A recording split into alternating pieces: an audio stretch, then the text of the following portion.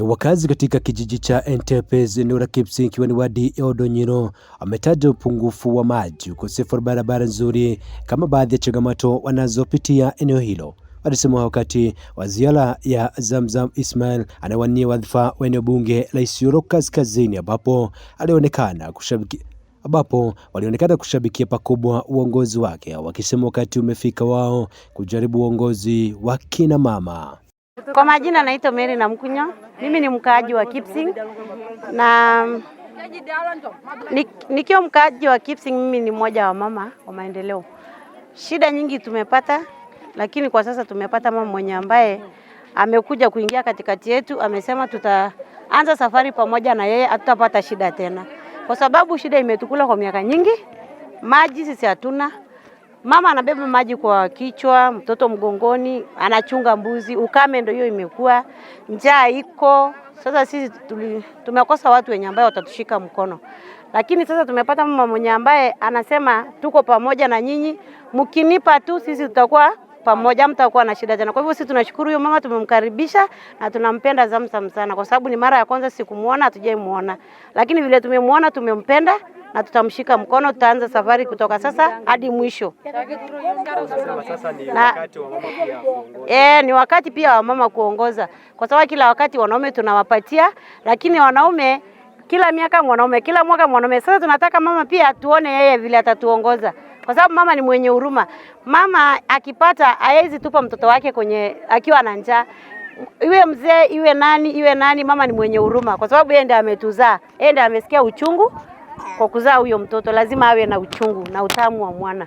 Kwa hivyo tunashukuru sana Zamzam, karibu kwetu Kipsing. Zamzam tosha.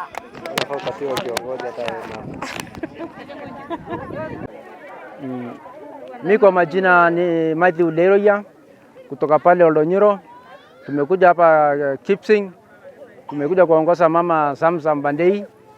Watu wamejitokeza wakiwa wengi sana. So mama wamemsupport, mama wa Kipsing wamemsupport mama kikamilifu, wameunga mama mikono. Tunaomba tusikie juu ndio sasa wamejaa pale wanaongea na mama pale. Wazee pia wamekubaliana na mama. Ni mama mchapakazi, mama ambaye anatembea kwenye vijiji zetu kujua shida zetu mahali ziko, na hapo sasa ndio mama atajenga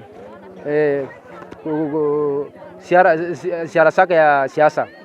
So tunasema mama karibu Kipsing, karibu kila mahali. Mama amekuunga mkono, wamejua wewe ni mama mlezi, mama ambaye unaweza lea kila mtu, na mama ambaye anajua shida ya kila kijiji. So acha tusikie kwa mama moja hapa. Mimi naitwa Nolmongile Sorongera, nimetoka Mandela na Ingora. Tuko na mashida mingi.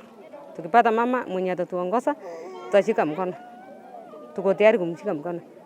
Tuko na mashida mingi. Mali yetu inapigwa na marisasi wakipanda Bandeli kutafuta nyasi. Sisi tuko na shida mingi sana wa mama. Watoto wetu wameuawa wengi sana Bandeli ya Isiolo. Tukipata mwenye atatushikilia, tuko tayari kuunga mkono. Tumefurahia hiyo. Tukipata mama mwenye atatuongoza mzuri, tutashika mkono tumuinue juu. Mama tosha. Ngutala sachori. Nakaja shole ngata na mama na yu madangamai. Kera yonto yu na dasena. Ngama ngoro yena duwa yu. Kora chaga sabuta yu to lo bite ka to ngoro yene ki chamusa uti anana. Na iki joka shole ngoro to ari yu to boite. Ali aja ka dasena wa mereta ninya na no to abana ngoro na dasena. Na iki jo leng kitanga mai to leng sonsan.